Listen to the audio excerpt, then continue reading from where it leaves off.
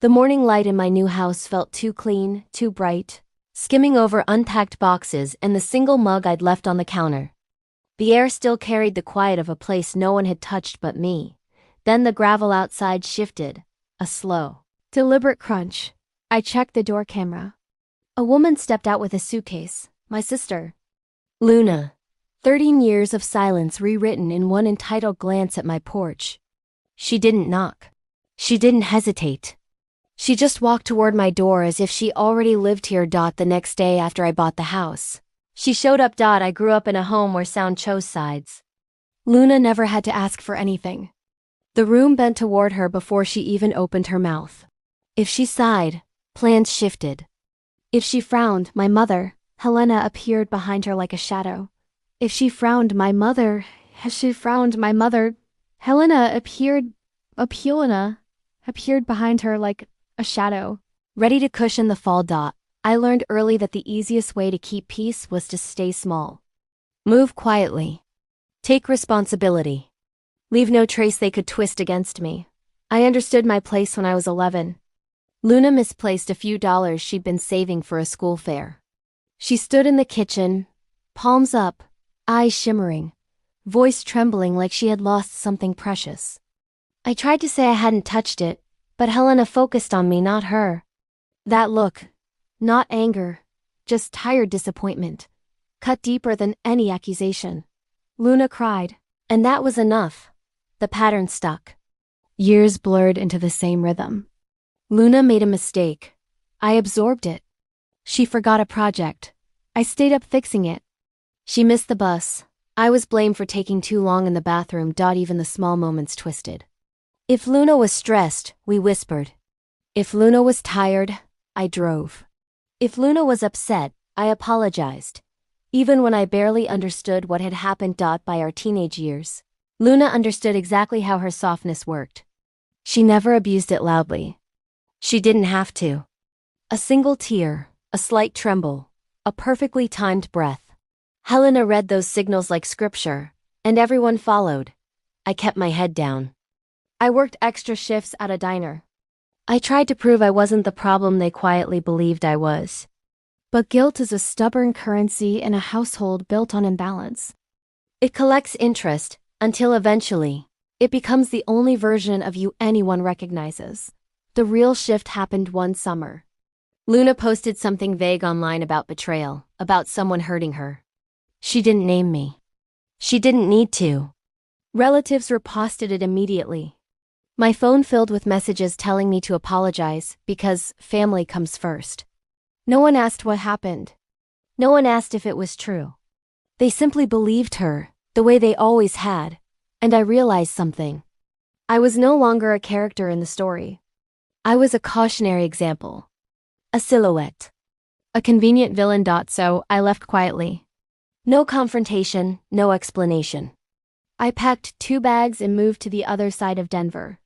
I told myself distance would clear the air, but distance only sealed their version of me tighter. Weeks became months. Months folded into years. Invitations stopped. Messages faded. My mother changed her number. 13 years passed like that. Empty, silent, predetermined. It wasn't dramatic. It was erasure. A slow shift of attention away from me, as if I had stepped out of frame and no one bothered to adjust the camera. I found out about a family gathering from a coworker who saw the photos online. Their smiling faces, raised glasses, matching colors. They looked complete without me. Under one picture, someone wrote our girls over a photo of Helena and Luna. I wasn't one of the girls. I hadn't been for a long time. But seeing it written so casually felt like being erased in perfect lighting. Then came the caption that stilled my breath. 13 years without drama. Here's to healing. Healing. As if my absence was peace. As if I had caused the storm. I didn't react. I didn't cry. I didn't demand an explanation. I simply stood in the back room of the kitchen, surrounded by refrigerators humming and timers beeping. While my heartbeat didn't match the calm around me, when my shift ended, I drove through Denver's quiet streets, replaying our celebration frame by frame. No empty seat for me. No missing name. Just a family that replaced me. And I realized something sharp and clear. They hadn't forgotten me. They had replaced me. So I exhaled. Slowly. Finally. And used that silence to rebuild myself. My life in the rented kitchen began the same way every night. Humming lights.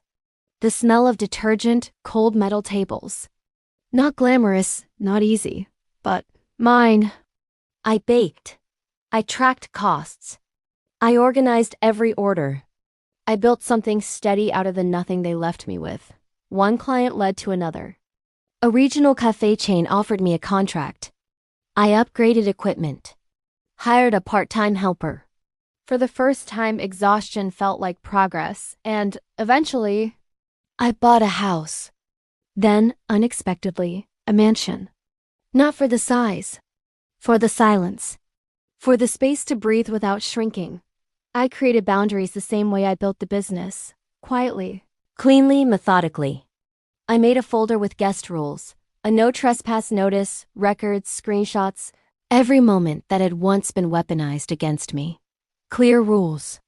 No surprise visits. Communication by email only. Not revenge. Preparation. And then, that morning, their car rolled into my driveway. Luna stepped out first. Helena followed with a suitcase. They walked toward my door like the house belonged to them. I opened the door just an inch. Enough to see. Not enough to enter.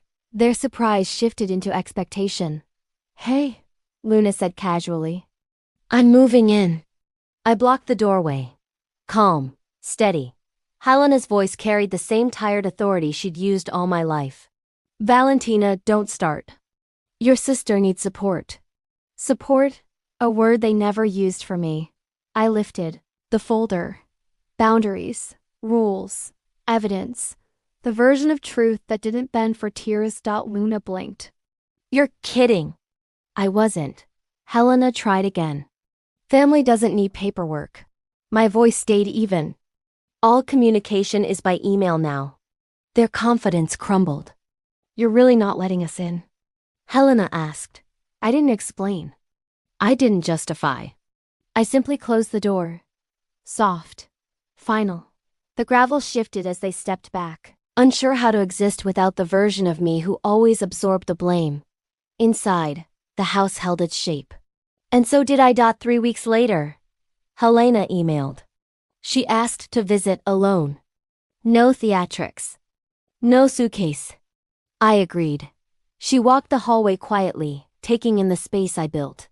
No guilt, no manipulation. Just acceptance. A silent acknowledgement that whatever power she once held had expired. Luna's updates came from others. She got a job. A promotion. Her posts shifted from blame to ordinary exhaustion. For once, her world didn't orbit around mine. Life didn't become perfect. It became stable, intentional, full of neighbors, employees, potlucks, laughter, the gentle hum of a life built on clarity, not survival. The folder stayed on the entry table. Not a threat. A reminder. I learned something. Blood isn't a permission slip. And love without boundaries is just another way to erase someone. My life didn't expand when they returned. It expanded when I stopped shrinking to fit theirs. If any part of this story echoes in you, stay with the channel. There are more truths to uncover. Quietly, one boundary at a time.